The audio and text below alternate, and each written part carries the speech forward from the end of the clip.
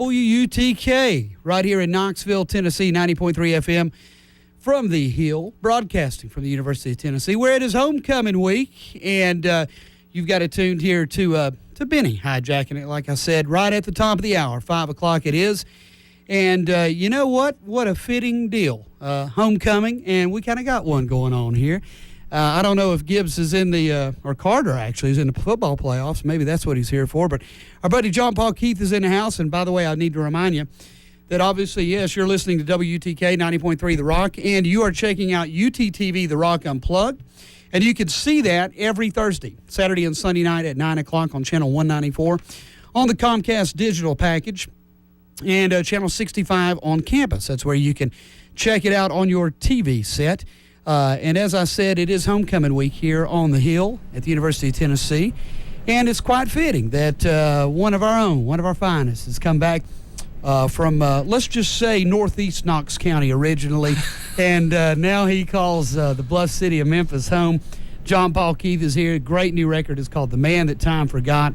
It is absolutely fine, fine stuff. And we've been playing it quite a bit, including that cut you just heard right there. Afraid to Look. John Paul Keith, welcome home, buddy. Thanks for having me. Glad to be back, as always. Well, we're always glad to have you here. It's always a good time when you come to town. You got the 145s in tow, I guess, unless they just jumped out of the van and started walking back to Memphis. You've been in a traffic jam, so I appreciate your patience, man. No, I appreciate y'all waiting for me. You got held up by the homecoming parade, folks. So this is a man who's been through a lot in rock and roll, but I don't know if a homecoming parade's ever gotten your way. But you know, with live music and rock and roll that you make, anything can happen, can it? Oh, yeah, especially rock and roll in Knoxville. Yeah, I was going to say, especially when you come home. I've had the pleasure of knowing and calling this gentleman my friend for a long time, and I have admired his music for a long, long time. In fact, he was playing shows for me and getting into clubs playing when he shouldn't even been allowed on stage, much less inside the club. Now, allowed on stage because he's a good player and all, but from a age point of view, I guess, you started this whole live music thing here in Knoxville. What were you? Were you still in high school, I guess, pretty much? Yeah, I first started playing in bars when I was in high school. That was about 5 years ago. That's a great excuse to get into bars. Yeah, it was 5.5, actually. Yeah, I think so. Yeah. That's a great excuse to get into bars, though, man. Well, yeah, but I really did just want to play at the time. I was too young to know any better. Yep, and I guess was Jimi Hendrix the first? Was that your first experience? Yes, it was. Thank you for reminding me. I do have tapes, folks. I have demo tapes. So for a price, I could be bought for those. We used to have a lot of fun, even with your bass player, down at the Ace of Clubs and a few other places here around town. And then I guess you moved on, and was it the Viceroys after that, or you didn't? I guess? Well, we did the Filter Kings for a while. Yeah. That's kind right. of a year or so, right out of high school, and then that led to the Viceroys. So right, and then after that, I guess left the Viceroys, and was the Nevers after that? Yeah, went to after the Viceroys, I had the Dynamatics for about a year, and then went to Nashville and did the Nevers. Yeah. Took a bunch of Knoxville guys with you, basically, to do it. And that record has finally seen the light of day somewhat, right? Somehow. Somebody's got it up on iTunes, I think. I have not heard it since we recorded it. Yeah. And don't plan on hearing it again. Well, we're playing it, so I'll sneak one in if you want me to. I'd rather Man, you Little did. Black Dress is an awesome song, though, dude. Well. I mean, that whole record's fine. You did good. And then I guess you left the state, didn't you, and went south on us? Yeah, I went to New York for a little bit. Okay, that's right. And then ended up in Birmingham. I found a good bunch of dudes to play with down in Birmingham, so I went down there for a couple of years. Right. Even had some time with Ryan Adams in there somewhere, didn't you? Yeah, for a little bit. About as long as anybody can stand with him, I guess. Well. Although I've heard he's cleaned up a little and is bearable now and got married and all that. So. I really wouldn't know. Yeah, you're a long ways away in Tennessee. That, yeah. Went to Alabama, had the smarts to leave Alabama, I guess, and come back to Tennessee. And you've been in Memphis for how many years now, man? It's 5 or 6 now, I think. I forget, but it's at least 5. So. Well, you've been a fan of the killer Jerry Lee Lewis for a long time anyway. So I've been a fan of just about everything that ever came out of Memphis. So And you can really tell. I mean, we're going to get to this in some questions, but this new record, The Man That Time Forgot, has a lot of Memphis in it. And that's one of the cool things about Memphis is there's all kinds of music.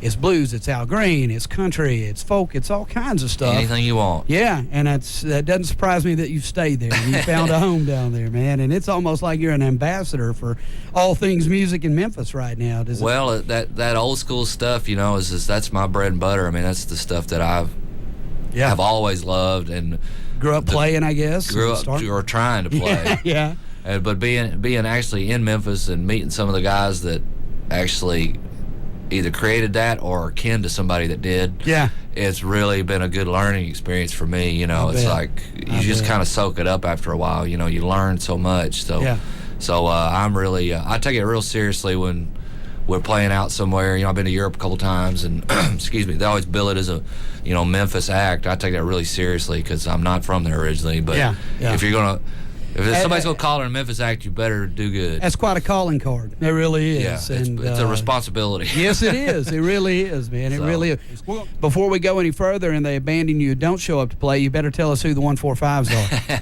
Well, the lineup kind of revolves depending on who can go. But today I've got with me John Argroves on drums.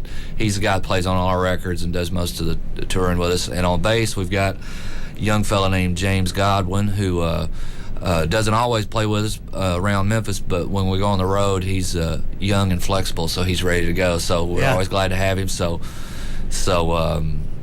Young, flexible, and naive, I guess, at this point with the live music point, to a degree. I mean, Knoxville will break in quick, though. Well, that's one of the cool things about Memphis, I guess, is there's a lot of good musicians down there to get on the road with. Oh, so. Yeah. It's not as mercenary as, say, in Memphis. I mean, Nashville, where it's more like.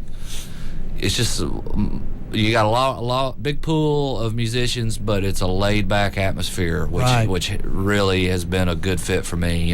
Yeah. So, well, I tell you what, it's a good fit on this record. That's a fine record, man. You've made The Man That Time Forgot. Thank you, really man. Enjoyed. We're gonna come back talk a little about that. Talk about the video you did on public transportation. But you got the old Gibson Get Box with you in tow. What you gonna do for us? I was gonna do one off that new record, You Devil You. Right on. John Paul Keith live on 90.3 The Rock and UTTV The Rock Unplugged. Let her go. Who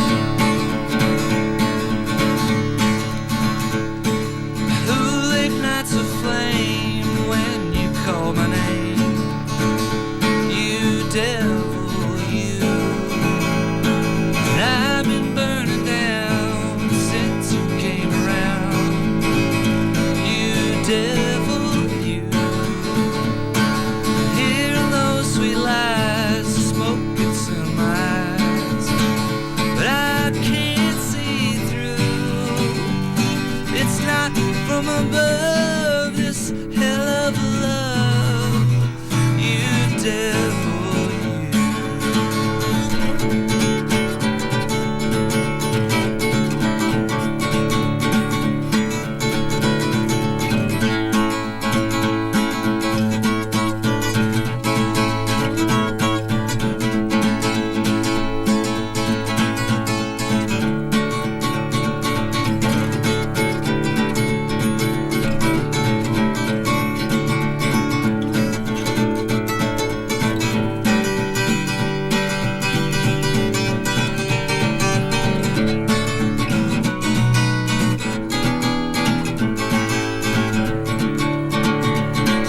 Who can make me sin time and time again?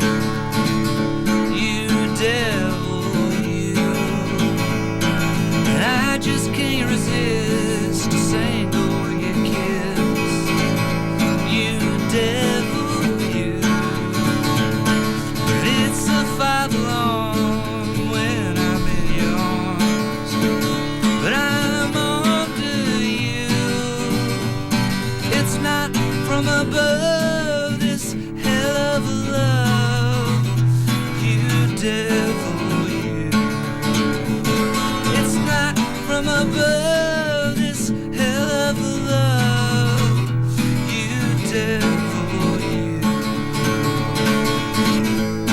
You devil, you. You devil, you. You devil, you.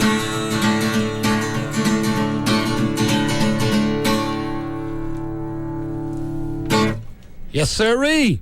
John Paul Keith. Still got it, son. Thank you. From the fantastic new CD, The Man That Time Forgot. Just an absolutely great new record. You've always been a great songwriter in my mind and great player.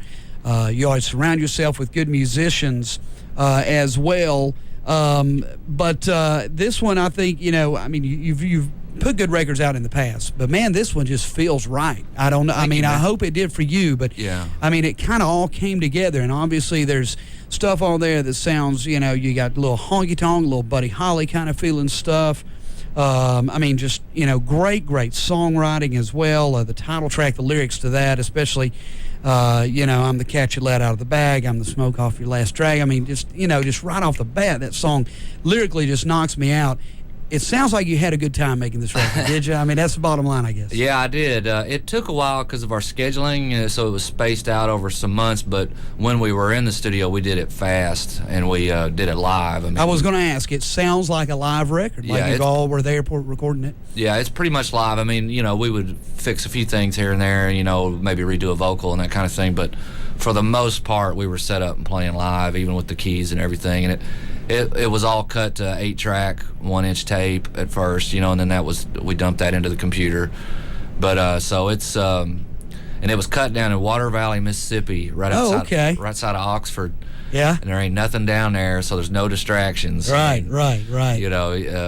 Is that I know you got hooked up with Fat Possum on this too, obviously down in Mississippi. And how did that relationship come about? Because those guys, man, they don't touch anything unless it's excellent quality and original and well done, and love what they've been doing for years and years. How did that relationship come about? Well, actually, I play guitar some in Memphis for a friend of mine named Jack Oblivion from the Oblivions back in the day. Yep. And he's had a relationship with them for years with Bruce Watson there at Fat Possum. Exactly. And Bruce has his own imprint label called Big Legal Mess, and that's who we signed with. Right. But Jack basically put the bug in his ear about me, like you need to check out JP's stuff, and we're on. This is album number 2 with them, and it's so I feel real lucky to be a part of that world. Yeah. They do it right, whether it's new indie sounding stuff or whether it's some of the old blues guys that they've just done a great job of putting their music out and letting the rest of the world discover what's in the hill country down there in Mississippi. It's just amazing what they've done. Yeah, it really is. To me, that's one of the last great American record labels. Yeah. Yeah. And it's a real honor to be associated with it at all. There can't be much around them down there, is there? Other than a bunch of guys playing old blues and stuff like that. Even that's going away. Those guys are dying. Those guys are dying, literally, yeah. And so, there's nothing to do down there in Water Valley, I'm sure, but make music. They have like one restaurant, so we just hole up in the studio down there and get it done, Yeah. So and Bruce, the studio's real cool. It's a real, kind of vintage gear type studio, and it was real suited for what we were doing. Right. It's just perfect for that. Yeah. So. I've been looking for that kind of situation for years and years. The first record with this band we did partially at Ardent, which was great. Yeah. But that's almost so nice that it was almost nicer than the songs. It's like, I should have written better songs if I'd known we were going to record at Ardent. Did you ever feel like you had to wash your hands between songs or something? Yeah. They cut Afterburner there, okay? Yeah. But we loved recording there. But Bruce's studio down there was a lot of fun down in Mississippi. Right. Yeah, there's a lot of studio options in Memphis, I'm sure. There are. But just down the road, that's great to get hooked up with those guys and to see what you can make happen, and you've made a fine one happen. Again, John Ball Keith live in studio. Again, a great record that you've put together here. Tell me a little bit about Songs for Sale. That's another one that just jumped right out. It's got a real 50s kind of, to me, sound to it. But again, lyrically, it's interesting because it's a song, and obviously that's what you do, is write songs, and that's kind of what it's about, I guess. Tell us a little bit about that. It's such a good tune. Well, thank you. Yeah, that one is one where my wife says she gave me that title, but I don't remember it. I think she